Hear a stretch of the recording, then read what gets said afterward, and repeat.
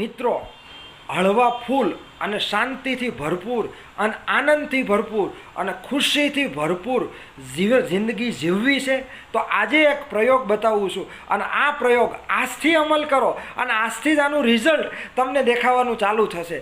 તો શું કરવાનું છે, તમારે દર 1 કલાકે 1-2 મિનિટ કાઢવી પડશે અને એક દિવસ પ્રયોગ કરો. એક દિવસ જો તમને આનંદ આવશે તો ઓટોમેટિક બીજે દિવસે તમે રેગ્યુલર કરવાના જ છો.